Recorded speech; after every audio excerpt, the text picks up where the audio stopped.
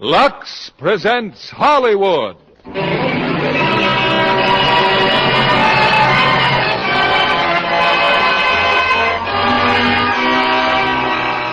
Lever Brothers Company, the makers of Lux Toilet Soap, bring you the Lux Radio Theater, starring Dana Andrews and Ann Baxter in Where the Sidewalk Ends. Ladies and gentlemen, your producer, Mr. William Keighley.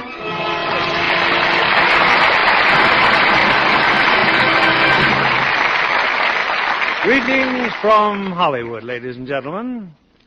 The immediate reaction of an innocent person involved in a crime is said to be one of panic, the desire to cover up or run away.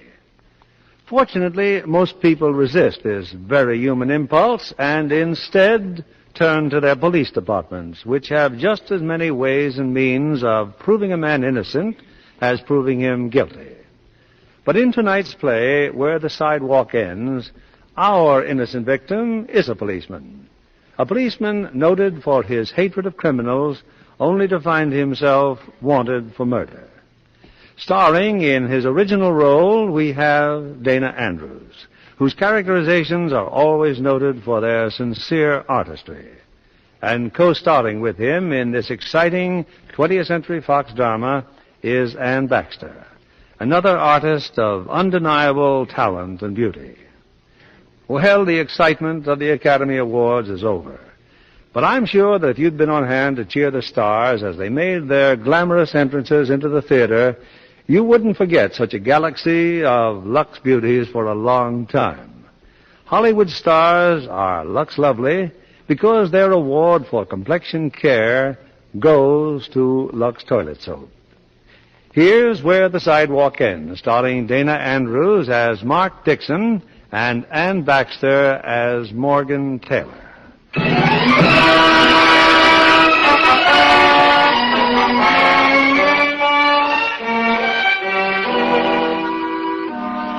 The night started off with a nice little surprise for me. Inspector Foley had stopped by. I was just going on duty when he called me aside. I want to talk to you, Dixon. We've had half a dozen more complaints against you for assault and battery. From who? Hoods, dusters, mugs, a lot of nickel rats. You're a big disappointment to me, Dixon. You've got to learn what's expected of a police detective and what isn't. Yes, sir. I'll try to learn not to hate hoods and thieves and gangsters too much. You don't hate him. You just like to beat him up. The tough cop who isn't afraid to wade in anywhere. But I'm reducing your rank. You're going back to detective second grade. Any more complaints and you'll be back in uniform. Yes, sir. It's no fun telling you this. You're a good man with a good brain. But you're no good to the department unless you learn to control yourself. That's all, Dixon. I went out to the street. Detective Klein was waiting for me. Paul Klein, my partner. We'd be out now the rest of the night, cruising around in a squad car, just routine. Sorry for what happened, Mark. So he busted me. Relax. I'll live. Yeah, it's not like you were a married man with a wife and kids. Anyway, I'll bet you $5 Hey, you... wait a minute. Who's that at the corner? What do you know? Our old pal, Willie Bennett. Hey, Willie! How you feeling, Willie? Me, I feel fine, thanks. Don't you think you better be in bed? Well, the parole board allows me till 12 o'clock. I got 20 minutes yet. How's your boss, Willie? How's Mr. Scalisi? What are you trying to do, trap me? I ain't consorting with no questionable characters. That's a nice boy. Go to bed, Willie. It's good for you. Yeah, sure. He's living at the 43rd Street Hotel. If you want to check up on him, we... Now forget it. Let's believe him for once. Some joke. Yeah.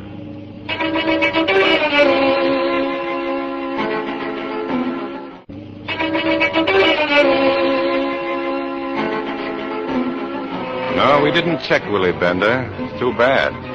Oh, he went back to his hotel, all right. But he went up to the 8th floor.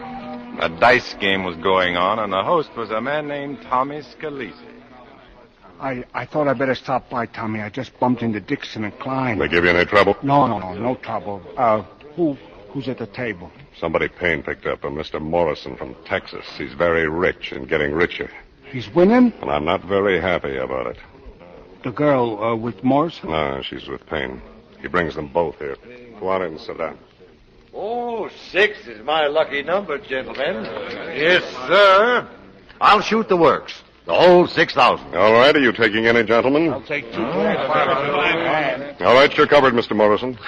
You know, I like your friends, Mr. Payne. I can't get any better action than this in Amarillo. All right, Dice. Now we're going for the big money. Well, what do you know? A 7. Looks like your friend wins again, Mr. Payne. I've heard about streaks like this, but I never I'm thought beginning to think it's the little lady here.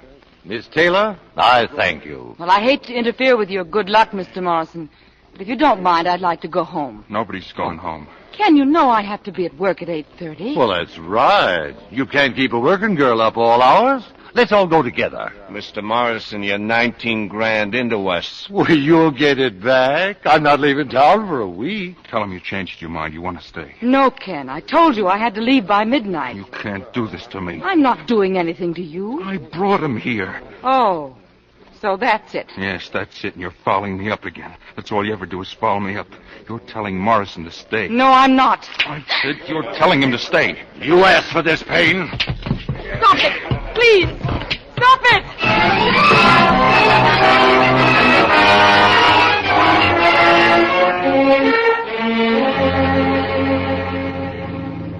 The call came in over the radio. Homicide. 43rd Street Hotel, 8th floor. Half a dozen patrolmen were already there. His name's Morrison, Payne. Big Barracuda. He was dead when we got here. Knife wound. Nobody did it. Nobody saw it. Morrison's got a cut on his knuckle. Looked like he hit somebody hard. Who runs this pawn, Sergeant? Tommy Scalisi. We got him in there in the bedroom. 4 or 5 other guys. Scalisi, that's nice. That's fine. I've been waiting for this for quite a while. Well, boys, kind of looks like old times, huh? Kramer, Bianchi, Marco. Hey, look, Mark. Willie. Willie Bender. You should have gone to bed, Willie. You'd be asleep now. No parole problems. No, I live in this hotel. I just dropped in for a cigarette. And Mr. Scalisi. Where did you hide the knife, dream boy? Go easy, Dixon. Just keep your hands off me. Talk. You find a body, and right away I'm a killer. You've been a killer for a long time. What are you always trying to push me into the gutter for? I got as much right in the sidewalk as you have. Don't talk to me about rights. You're a pretty smart rat, Scalisi, but this is your off night. Always jumping on me like I was something special. Getting you is a special job of mine. You know, I can't figure you out. Your father likes Shut up. me. You got anything, Dixon? Huh? Oh, hello, Lieutenant. Oh, nothing yet, sir. No, I've been waiting to tell it to you, Lieutenant. Okay, let's have it. Mr. Morrison was brought here by a fellow named Ken Payne, a sort of friend of mine. Payne was kind of drunk. There was a girl with him. I didn't quite get her name. Mr. Morrison wanted a little friendly play. How much did he win? He didn't win. He lost. You're lying, Scalisi. Now, let's hear his story first, Dixon. Yeah, he lost $1,000 or so, but he didn't seem to care. He was making a play for this girl, see, and I guess Payne was jealous. Anyway, Payne hit the girl and she ran out. Then Morrison tackled Payne here in the bedroom. Well, before I could call the cops, Payne came out. He didn't say anything, just left. Then Morrison came out and fell on the floor. He was dead when I got to him. What did you do with the knife? I never saw a knife. Payne must have taken it alone. You're lying, Scalisi. Let me handle him, Lieutenant. What's Payne's address? I don't know. He said, what's Payne's address? I don't remember. I guess I got it here in the book. Hand it over. All neat and ready with a fall guy, huh? Lieutenant, give me just 10 minutes with him. Go after Payne, Dixon. You and Klein. Find Payne. Come on, Paul. Let's go.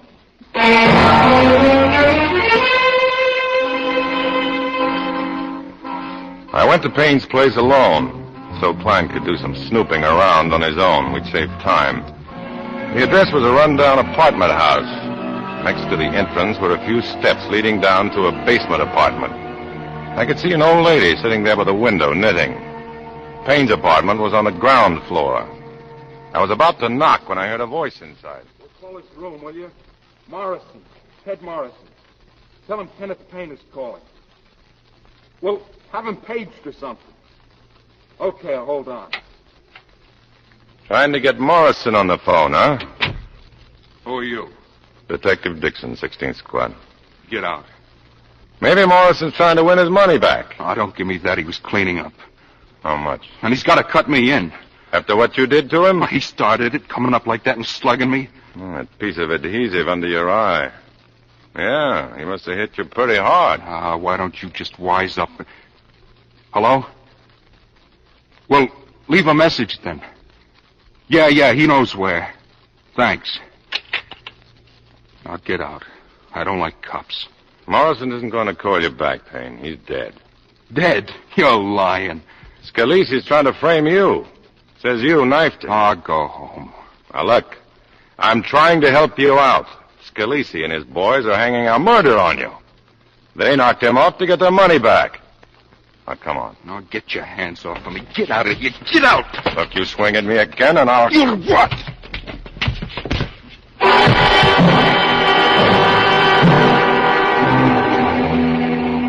He didn't move. I thought at first he was faking, and I felt his pulse.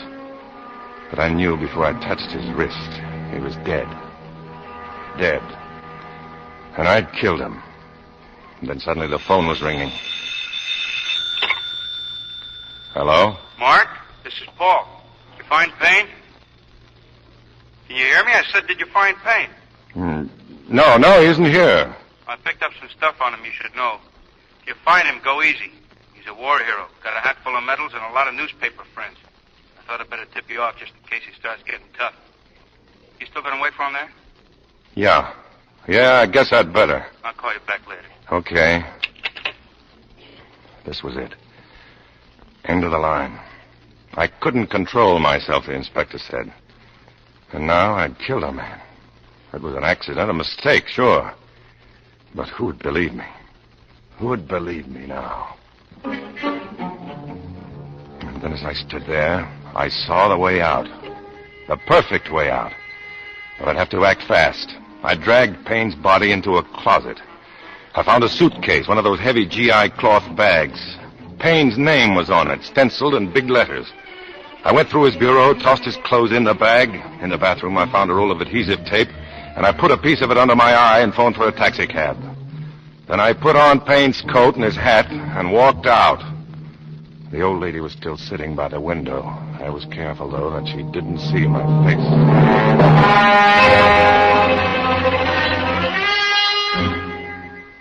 I took the cab to Pennsylvania Station and bought a ticket for Pittsburgh.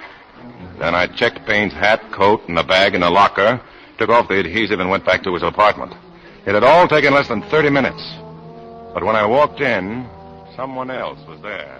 Paul Klein. Just got here, Mark. Where you been? Covering a few of the bars in the neighborhood. No luck. Well, take a look around. Look at that bureau. Clothes gone, everything scattered around. Payne's been back, huh? Huh. Nice piece of luck for me, isn't it? Slipped in and out after I left here. He can't be everywhere. Let's take a look, though. I'd better see what's in that closet. Now, wait a minute. Maybe somebody saw him get away. There's an old lady downstairs. I guess you're right. Let's see what she knows.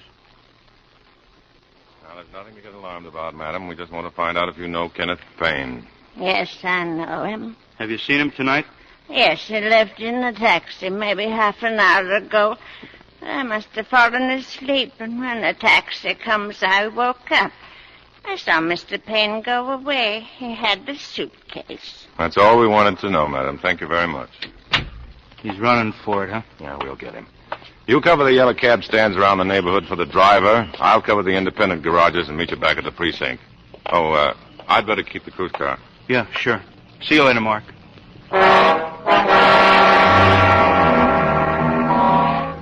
I drove around for a few minutes, and then I came back to Payne's apartment. The old lady downstairs had pulled the shade and turned out her light. All I needed was a minute, 60 seconds to get Payne's body out to the car. I got as far as the hallway when I heard a car door slam. Someone was coming in from the street. I barely had time to hide behind the stairway.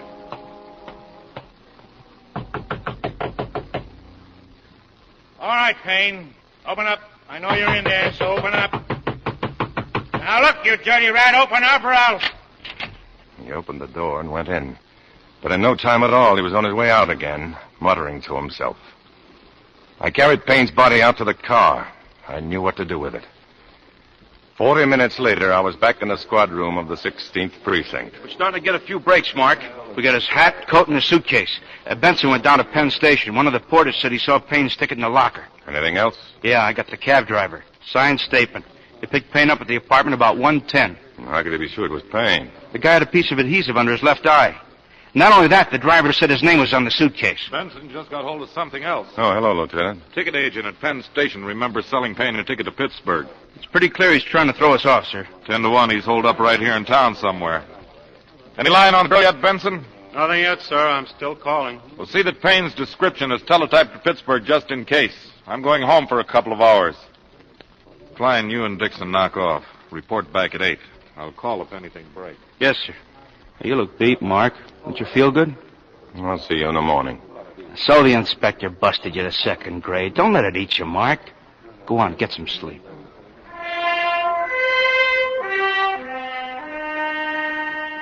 The worst was over.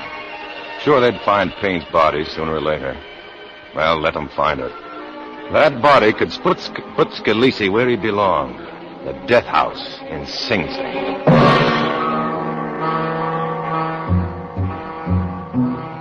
It wasn't till the next afternoon that we ran down the girl. Her name was Morgan Taylor, a model for a dress manufacturer on 8th Avenue. Sit down, Miss Taylor, won't you? Your boss said we could use his office here. Were you with Kenneth Payne last night? Yes? Have you been in touch with him today? No, I haven't. From what we heard, miss, you're pretty well acquainted with Payne. Yes? How well? Would you tell us, please? I'm his wife. But you're living with your father up in Washington Heights. Ken and I separated some months ago. Well, what happened at Scalise's hotel suite last night? May I ask why you're asking me all these questions? We'd rather tell you afterward, if you don't mind. Well, Ken was drinking and we had a quarrel. I understand he hit you. Yes. Did you see him hit Morrison? They started to fight. I left right away. And where did you go? Home? Take a taxi? No, I met my father at his stand, a block from the hotel. He's a taxi driver. He drove me to the subway. Did you hear from Payne after you got home? Yes. He telephoned, but I hung up. What time was that? About 12:30, I imagine. Did he phone from his house? No. Well, how would you know if you hung up? Because my father went over to Ken's place after he dropped me. Ken wasn't there. What did he go there for? Really, is this necessary? We think it is, Miss Taylor. Well, I wasn't going to tell my father anything, but I was crying and he noticed the bruise. What did he say? He was very angry. He told me before that if Ken... Well? That if Ken ever hit me again, he'd show him what a real beating was like. Miss Taylor, Morrison was killed last night. He what? At Scalise's place, shortly after you left. And you're looking for Ken because you think he did it? When did your husband start getting jealous of Mr. Morrison? Jealous? Oh, but that's silly. I hardly knew Mr. Morrison. But you went out with him? No, I didn't. Ken called me up and asked me out to dinner. You just said you were separated. Yes, but he kept insisting, and I felt sorry for him. And after I met him, Mr. Morrison was with him. After dinner, Ken took us to the gambling place, and then I realized that all he wanted me for was to use me as a sort of decoy to help get Mr. Morrison there. It was sinking pretty low, I thought. Poor Ken. He must be desperate for money. Why did he hit you? Because I wanted to go home, but he didn't want Mr. Morrison to leave. Why not? Because he'd won a great deal of money. I think they said about $19,000. Thank you for the information, miss. We won't bother you any longer.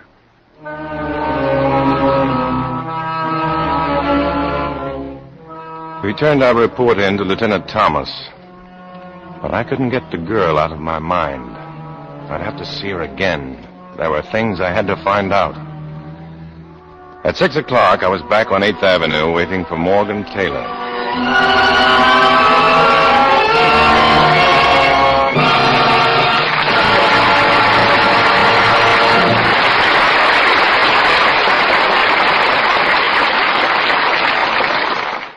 Now, Mr. William Keeley, our producer. Act 2 of Where the Sidewalk Ends, starring Dana Andrews as Mark, and Ann Baxter as Morgan.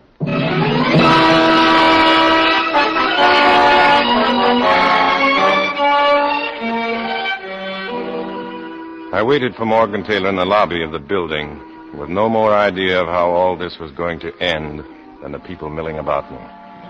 Morrison was dead, murdered.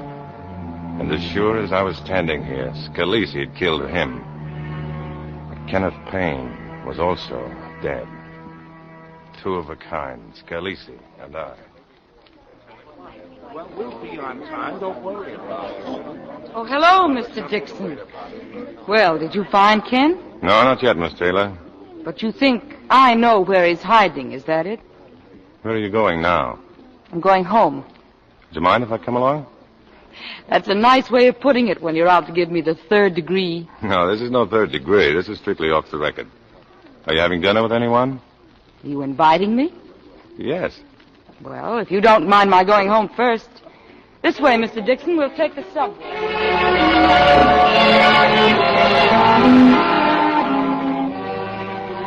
So she took me to her home. Her father was there, the man who had come to Payne's apartment the night before.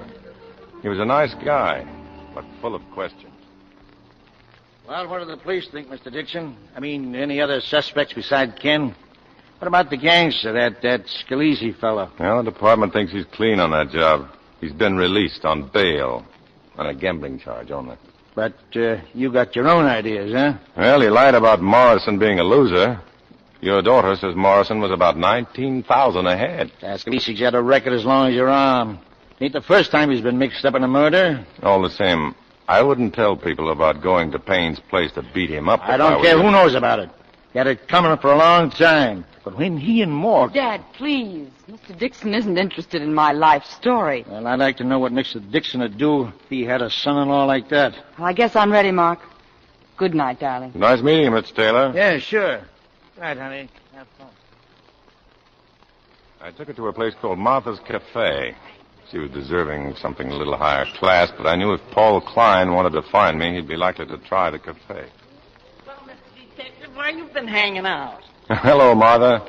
This is Miss Taylor. Good evening. How'd you do? You know, I like places like this that specialize in good food instead of head waiters. It's the worst food in town. Isn't it, Martha? Yeah, well, who asked you to come in? Not me. Martha's the head of a ring of burglars. My presence makes her nervous.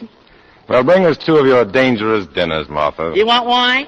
Bring us a small bottle. Yeah, sure. The same old cheapskate.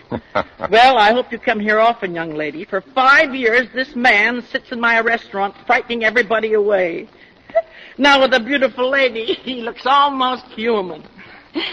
She's very fond of you, isn't she? She ought to be. I sent her husband up. Was he really a burglar? Wife beater. Tell me something. Have you been trying to get in touch with Payne? No. I don't know quite what to do. When did you marry him? After the war, but we knew each other before that. You said this morning you were separated. May I ask why? Oh, it's hard to say why you leave a man or why you stop loving him. I always blamed Ken, but I guess it was my fault, too. Not understanding what made him seem so mean and impossible. I guess the chief thing wrong with Ken was no job and lots of pride. Too much pride. A man can usually find work if he wants to. You're worried about me feeling badly because he's going to be arrested, aren't you? Something like that. I think I'll stick by him if he is. I owe it to him. You still love him, huh? No. No, it isn't love anymore. Mr. Detective, telephone. Excuse me. That must be my partner. He probably wants to know what I'm eating. I'll be right back. Hello? Mark, this is Paul. Been trying to get you for an hour. Big doings. We found Payne. Where? A watchman down at the docks reported that somebody slugged him about 3 o'clock this morning.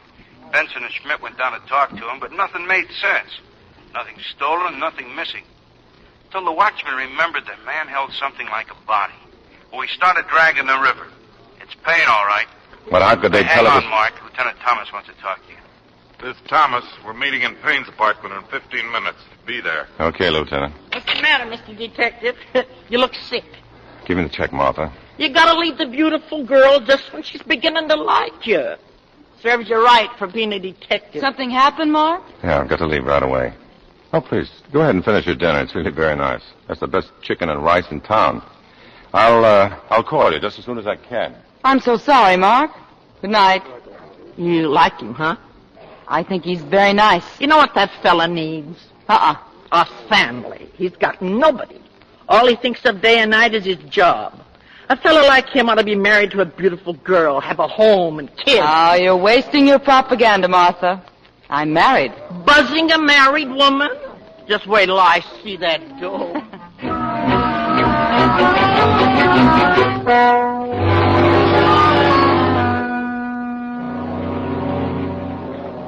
When I reached Payne's apartment, they were all in the hallway. Thomas, the medical examiner, Klein, half a dozen other detectives. They had discovered something in back of the stairway. A blood stain. Well, boys, that clinches it. Payne was killed there in his room. Somebody came in and slugged him. He fell to the floor. He had a silver plate in his head, the result of a shrapnel wound in the war. The fall must have killed him. Yeah, it all adds up, Lieutenant. The killer was trying to get the body out when someone opened the front door. That was probably you, Dixon. Yes, sir. So he ducked behind these stairs with the body. That accounts for the bloodstain on the wall. It also establishes the time of the killing is between 12:30, when Payne must have got here, and 3 a.m. when the killer knocked out that watchman at the dock. But there's just one thing I don't understand. Dixon, I just don't understand why you didn't see him. You were here at 12:50. Klein spoke with you on the phone. Oh, that's right. Well, Payne left here at 1:10. That's when the taxi picked him up. You must have practically passed each other. Well, he wasn't here, so I had a look in a couple of bars. The guy on the lam is going to be sitting around bars? What time did Dixon get back here, Klein? About 1:50, sir. And you left right after that?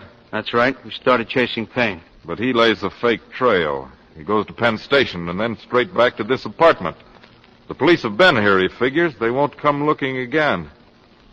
Say, what time did Jiggs Taylor say he was here? About 2:15, sir. That pretty well puts the finger on him, Lieutenant. Yeah, he was crazy angry, according to his daughter, ready to knock Payne's block off. Now, you're wasting your time on Taylor. Scalisi did this. You're way off base, Dixon.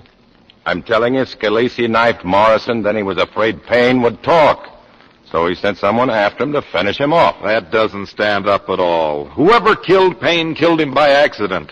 No Scalisi hood would have taken a chance on a fist fight. He'd have knifed Payne or shot him. Excuse me, Lieutenant. We got Jiggs Taylor and his daughter outside. Bring them in. Well, boys, I think we can wrap the case up tonight with statements from both of them. I'm Lieutenant Thomas, Miss Taylor. How do you do? Evening, Lieutenant. Well, I was expecting this, as I told the boys on the way down. Daughter phoned the house just as we got there, Lieutenant. We asked her to meet us here. Well, the minute they told me Ken was murdered, I knew I was in for a going over. Well, I was here, all right. Well, go on. Let's have the rest of it. Well, that's all there was. The door was unlocked. I walked in, looked around, nobody home, so I walked out. With his body. You took the body to the river, knocked out the watchman, and dropped Payne in the water. Oh, so I knocked out a watchman, too, huh? That's fine. Now, let me tell you something. I didn't see Payne. If I had seen him, I'd have taken a poke at him. I ain't denying that. But I left this place a minute after I got here. And I picked up a fare on the corner, Congressman Reynolds. Took him to the Astor Hotel. And what time do you claim you got to the Astor Hotel? About 2:40. Excuse me, Lieutenant. Well, Dixon. The watchman was slugged at 3 a.m. That gives Mr. Taylor 20 minutes between 2:40 and 3 o'clock to come back here from the Astor Hotel, kill Payne, lug the body out to his cab, drive down to the pier, and slug the watchman. He couldn't have done it, sir, not in 20 minutes. We could be wrong, Lieutenant, especially if the congressman backs up his story. But we're not wrong. All right, so he picked up Congressman Reynolds. But all the while, Taylor had Payne's body in the back trunk of the cab. Oh, that's crazy. He leaves the Astor Hotel, drives to the pier, slugs the watchman, and drops Payne's body. 20 minutes was plenty of time. Payne was out of here at 1:10, according to the old lady downstairs. We're just wasting time. Well, I don't happen to think we are. As for the old lady, we're going down there right now and talk to her. Come along, Taylor.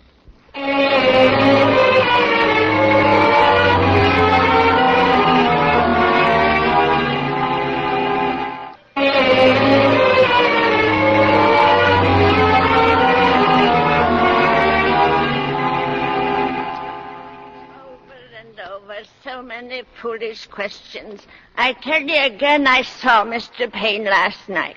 Well, I'd like to try a little experiment, Miss Strybaum. This is Payne's coat and hat, Taylor.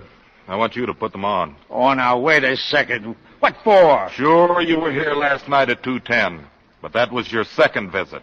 The first time you walked out with his hat, his coat, and his bag, after you'd killed him and stuck his body away somewhere. But I told you the truth. Then put the coat on. No, don't do it, Dad. They have no right to ask you to do that.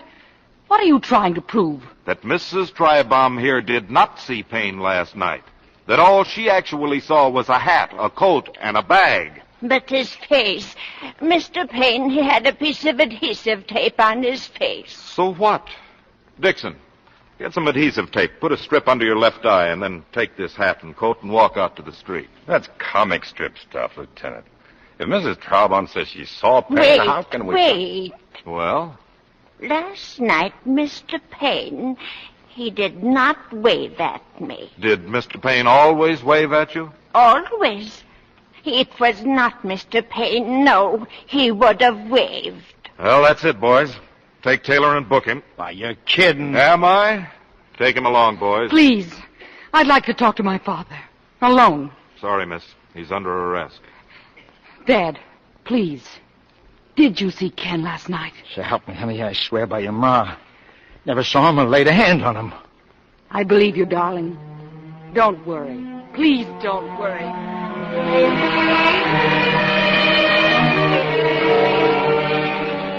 In a moment, they'd all left. Just Klein and me standing there on the sidewalk.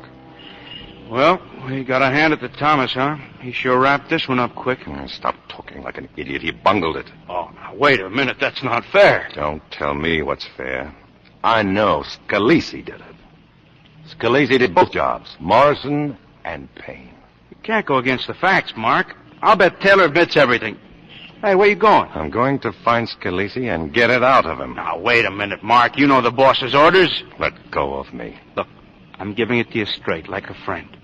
I don't like to see you made a monkey of by a girl with a pretty face. You got a record to protect. You're as dumb as Thomas.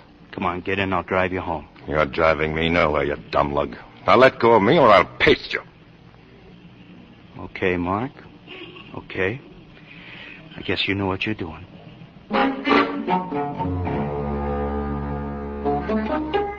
I found Scalisi sooner than I expected. A Turkish bath. He was in the rubbing room getting a massage. A few of his friends followed me in. I tell him we're closed for the night, Mr. Scalisi, so he gives me a shove and walks right in. Well, must be important, Mr. Dixon.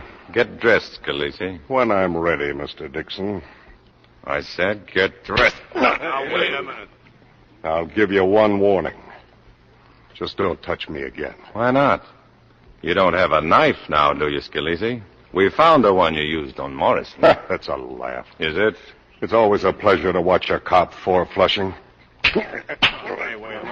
Maybe now you know I'm not kidding. Morrison had you for almost 20 grand. He wanted to leave, so you knifed him. Then you got worried about Payne, so you sent one of your mugs down to knock him off. You trying to frame me for Payne? You killed Morrison and you killed Payne. And I'm going to get a statement out of you. Right outside, you guys. He's going to talk and talk to me alone. I said outside. He's crazy. What are we going to do with a crazy man? All right, boys, take care of Mr. Dixon. Hey, hold him! Hold him! Give it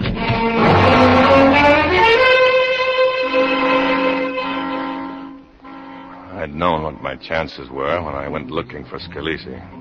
I got just about what I'd asked for. I was still half dazed when I found myself uptown, knocking on the door of Morgan Taylor's apartment. Mark!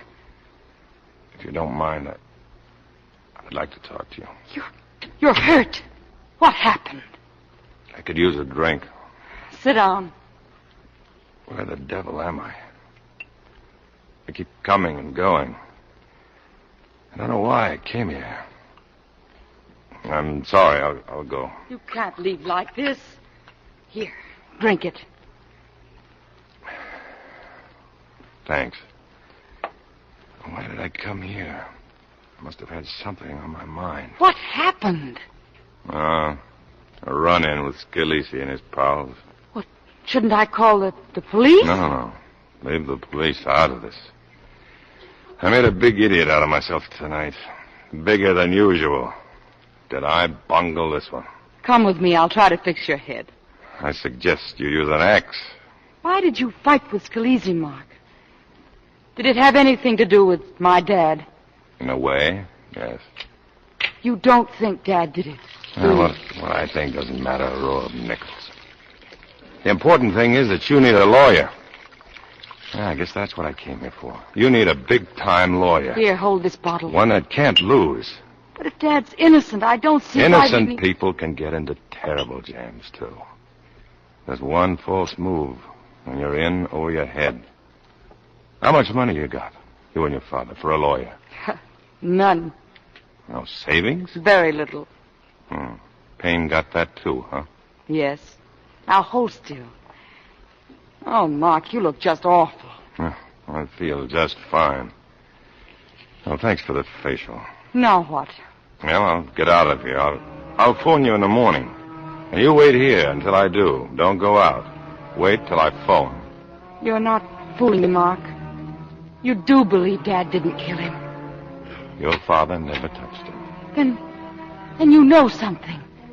I know plenty. Good night, Morgan.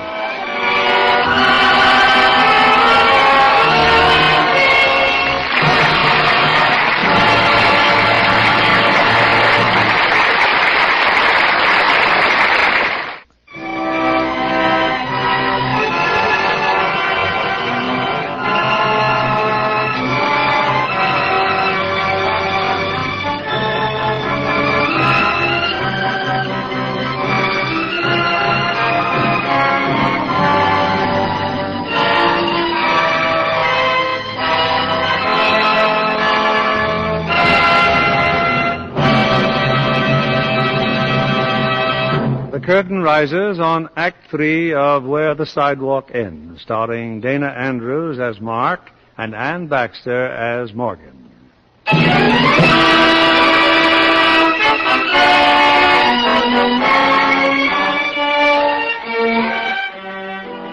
It would take $1,000 to retain the kind of lawyer Jiggs Taylor was going to need. I got the money out of the bank and phoned Morgan. We met at Martha's Cafe for a cup of coffee.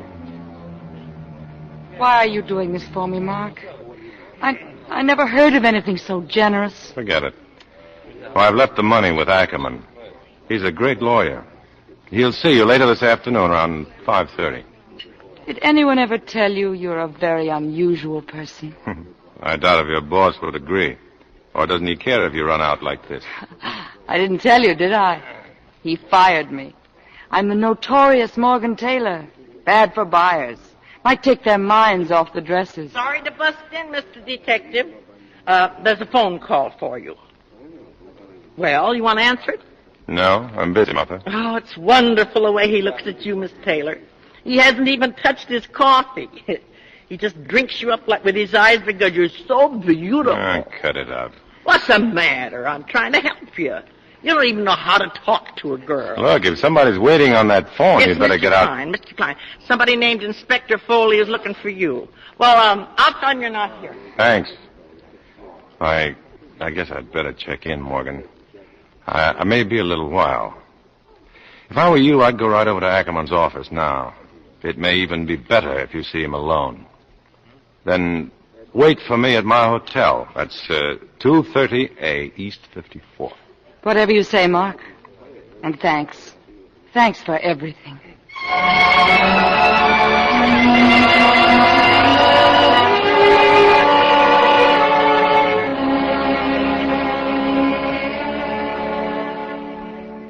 You wanted to see me, Inspector? Well, you're a fine-looking sight. Who beat you up? Oh, it was just a personal affair, sir. Scalisi and his friends, huh? We know all about it, Dixon. Klein picked up one of Scalisi's men, Steve Marco. We're going to hold him for a while. Yes, sir. The lieutenant here says you had orders to let Scalisi alone. Well, I thought I could get a statement out of him. Well, you didn't, did you? And now your bullheaded tactics have driven him to cover. It'll take us days to find him. I'll find him. You'll find nobody. I'm not throwing you out of the department like I should, but I'm inviting you to take 1 week of your annual vacation beginning as of right now. I don't want to see or hear of you for a week. Yes, sir. That's all, Dixon. Get out. And he's got a point, Thomas. You shouldn't have let Scalise go, even on bail, until the Morrison job was cleaned up. Well, it looks so certain that Payne had done it. And get to work on that hoodlum Klein brought in. Steve Marco, huh? I've got a hunch he'll talk if you keep at him. And try talking to him like Dixon would. Yes, sir. I went back to my hotel and waited for Morgan. It was easy to see that something had happened. She'd been crying. This is yours, Mark. What is it? Your $1,000. Mr. Ackerman won't take the case. Oh. Well, there are other lawyers. Just as good as Ackerman, too. It won't help. Well, look, it's no different than it was. You felt all right before. Maybe I just didn't realize how serious it is. I thought because Dad's innocent, nothing can happen to him. But it will. It won't. It's already happened. He's in jail. They'll try him, and he didn't do anything. Somebody else did it, and he's got to pay for it. He won't be tried. Don't try to fool me, Mark. Ackerman didn't take the case because he was afraid of losing it. I'm not fooling you. Nothing's going to happen to your father. Why? How can you be so sure? Because he didn't kill Payne. And you can prove he didn't. Yes, You do know something you haven't told me. that's right. Oh, what is it? Oh, please. It's not fair to stand there and not tell me. Even if you have to break some police rule. If you know something, Mark, I can't stand thinking how he feels. He's never done anything wrong. You don't know him. He's sweet. He's kind. He's always felt that everybody was his friend. Now he's in prison like a criminal. You don't know what it is to have your father in trouble. My father was a thief. He's dead now. He died when I was 17, trying to shoot his way out of jail. I've worked all my life to be different from him. Oh, Mark. Darling, I didn't know. You'd better go home, Morgan. Why? Because you're a sucker for wrong guys. Like Ken and me. You're not wrong. I trust you, Mark. And I'm glad you told me about your father. You're not like him, I know it. Thanks. Anyway, I've figured out what to do. Just don't ask questions. You're leaving? Now? Yeah, I'll be back. Why don't you lie down? Try to get some sleep. You're worn out. But I'm not afraid anymore. Everything's going to be all right, isn't it, Mark? Sure. Everything's going to be fine. I'll wait for you, Mark.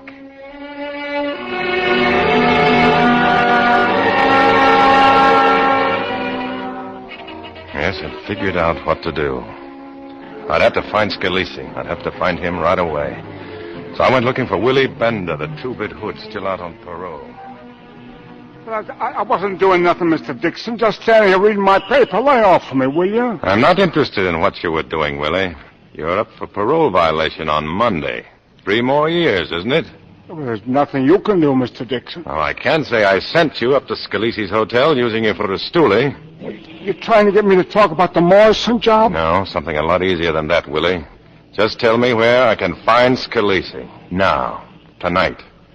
You're going to tell me, Willie. You'll save yourself 3 years and a lot of trouble. Bad trouble. What do you call this? Good trouble? You're asking for it. And now you're going to get it. No, wait. Look, they'll kill me, Mr. Dixon. Where's Scalise? I don't know. Maybe I can find out a telephone. Let me get to a telephone. Come on. There's a drugstore at the corner. Hey, here's a nickel, Willie. I couldn't reach Scalise. Who were you talking to? Kramer. It was Kramer. He says he'll contact Scalise in an hour. Yeah, that's more like it. He says you should be in the East River Drive across the street from the hospital at 10 o'clock. If everything's okay, he'll pick you up there. But you got to come along. Thanks. Hey, what about my parole? I've done everything I could. Let's see what happens first, Willie. Just in case you've been lying to me.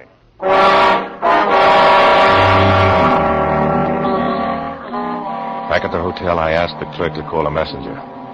I was going to write a letter, and I wanted it delivered quickly. I went to my room. Morgan was asleep on the sofa.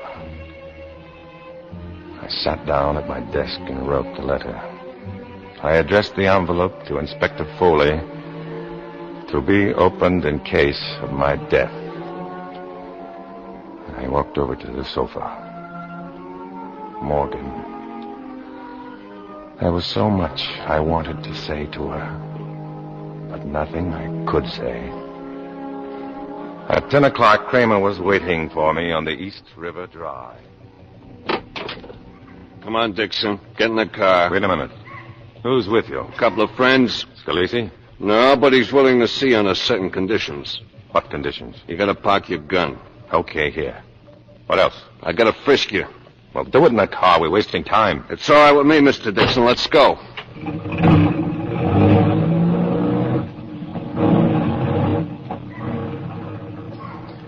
We drove for about 20 minutes, and we stopped at a garage. A big garage, 4 stories high, with elevators for parking cars on different levels. Another of Mr. Scalisi's enterprises. On the top floor, in an office, he was waiting for me. The boys here didn't believe me, Mr. Dixon. They said you'd never come alone. Here, sit down. You see, I was right, boys. I understand, Mr. Dixon. I said sit down. I heard you, Scalisi. I never saw a man so full of hate. I'm in the clear on the Morrison job. The police are satisfied to let me alone, but you're still on my neck, as always. It don't add up, Dixon. You're through talking? Maybe you thought you could start me running by coming after me, eh? Now, we're not running. We're all fixed to leave tomorrow morning. Passports in order and everything. As soon as they spring Steve Marco. Well, you came here for something, so let's see what it is. Only, first, I'm giving you a little advice. You start mussing me up, and you're going to get it, and this time for keeps. You throw one punch, and they let you have it. So just stand back, Mr. Dixon, before you... All right. No more shooting. Sure asked for it, Tommy. Shut up. Take a look at him. Well, how bad is it? His arm. How do you like that? 10 feet, Kramer, and the best you can do. Wait a minute. Now I know. Now I know what it's all about. I told you this Dixon's crazy.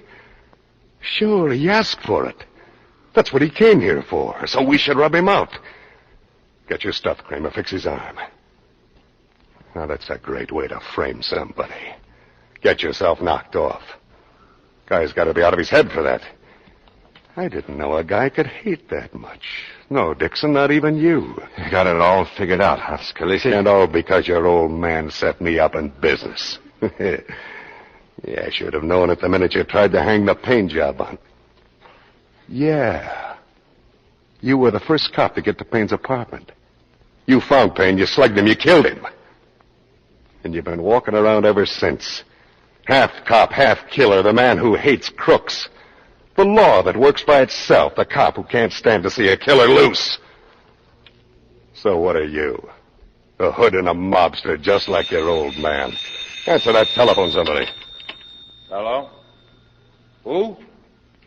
Go ahead. Hold that arm still, will you, Dixon? You know, you and me ought to get more friendly now, Dixon. There are lots of things a smart cop could do for me. Now, you might... They made Steve talk. What? Bianchi says he let go the whole works about Morrison. Oh, come on, we can't stay here. I haven't finished the bandage. Let him bleed. Come on, where's the car? Out there on the floor? Now, get the elevator. Get the car into the elevator. The door locked behind them as they ran out. There was a flight of stairs that led up to the roof. Far off, I could hear the sirens. Yes, their pal Steve must have told plenty.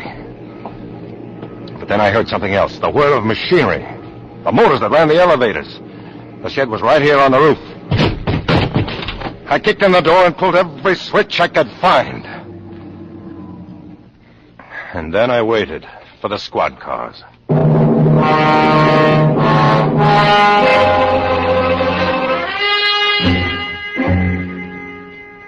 Come in, Dixon. Come on in.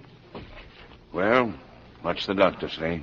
Well, he says that I'll have to learn to eat with my left hand for a while, sir. It's just flesh. Morgan. Mark, are you sure you're all right? What are you doing here? They're letting my father go, Mark. I don't know what to say, but thank you. You can't change, can you, Dixon? Always breaking orders. Always doing things your own way. Well, you know we got Scalisi? Yes, sir. Lieutenant Thomas told me. He's confessed to the Morrison murder. I think he's ready to talk about the Payne killing, too. This time I gotta hand it to you. Thanks, Inspector. Well, I'm putting you back where you were, recommending you for promotion. Oh, and here's your letter back. Since there was no report of your death, I didn't open it. You expected to die? I don't think he knows what he expected, Miss Taylor. He was pretty sore at me when he wrote this. I think he's in a different mood now. Dad's waiting, Mark. Will you come home with us? Go on. Take a rest till that arm heals. I'd like you to open the letter, Inspector. Now. You sure? Yes, sir. I'm sure. Mark, what is it? Read it, Inspector. Out loud. I didn't have the courage to tell you this while I was alive because I didn't want to end up like Sandy Dixon's kid. That's what every hood in New York calls me, Sandy Dixon's kid. I wanted to end up as a cop, and that's what I'm gonna do. I killed Kenneth Payne. It was an accident. I went in to arrest him. He slugged me, and I hit back. How was I to know he had a silver plate in his head? It's true that Morrison had hit him, too, just before Morrison was knifed. Maybe that blow had something to do with it, maybe not. But the fact remains that Payne is dead. And I covered it up like a mobster because I couldn't shake loose from what I was. Now I'm shaking loose. I'm going to get Scalisi for you. He's a hood, like my old man was. You don't have to worry about pinning the Morrison killing on him. You can pull him in for mine. And maybe that'll square things all around. Signed, Mark Dixon. I guess that clears up both cases. You're under arrest. Mark. Report to Lieutenant Thomas. I'll name the charge myself. Yes, sir. Goodbye, Morgan. No, Mark, no. They'll believe you. They must believe you. It was an accident, a mistake. Anybody can make a mistake. You mean you'll give Sandy Dixon's kid another chance? Every chance in the world. That's enough to live for. So long, Morgan. So long, darling.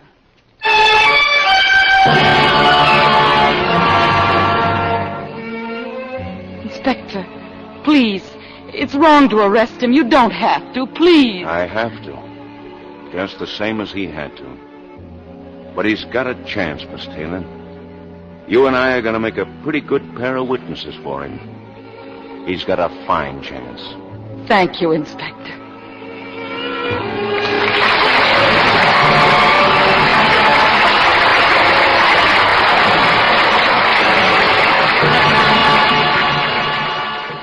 Now, here's Mr. Keeley with our stars. And here they are, coming forward for a well-earned curtain call. Dana Andrews and Ann Baxter.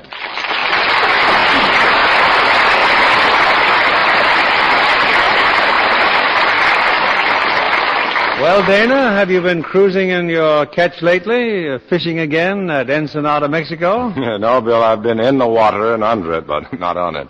You mean you're learning to swim or something? No, Ann, you see, I've been on location in the Virgin Islands where Richard Widmark and I were making the Frogmen. The Frogmen? Don't believe I know any. No, Ann, they've been kept pretty secret. It's a slang term for the underwater demolition teams which played such an heroic part preparing beaches for landings for our boys during the last war. And believe me, they certainly have all my admiration and respect. In the 8 weeks we were on location, we were in or under the water about 90% of the time. We were just one step this side of sharks and pneumonia. And this was only acting, but it was pretty rough. That's because you're always making pictures about some branch of our armed forces, Dana. You know what those fellows go through. Personally, I'll just follow the sun. You mean you let the sun shine on a beautiful complexion like yours? Oh, don't worry, Bill. I take the very best care of my complexion. That's why I'm a Lux girl. But I was talking about my new picture at 20th Century Fox, follow the sun. Well, that's where Glenn Ford plays the part of Ben Hogan, the famous golfer, isn't That's it? right. And I'm Mrs. Hogan. Whether you know anything about golf or not, Ben Hogan's wonderful comeback should serve as an inspiration to everyone. Yes, I think it proves the individual is every bit as important as a team. At least he is in this country. And what are you presenting here next week, Bill? An individual or a team of stars? Next week, we'll have another exciting story of suspense and intrigue. It's the David O. Selznick production with a very famous theme music, The Third Man. As our stars from the original cast, we'll have Joseph Cotton. And as his co-star, a fine actress, Evelyn Keyes. You won't want to miss this thrilling manhunt through Europe for a murderer. We'll be listening, Bill. Good night. Good night. Good night, and all our thanks.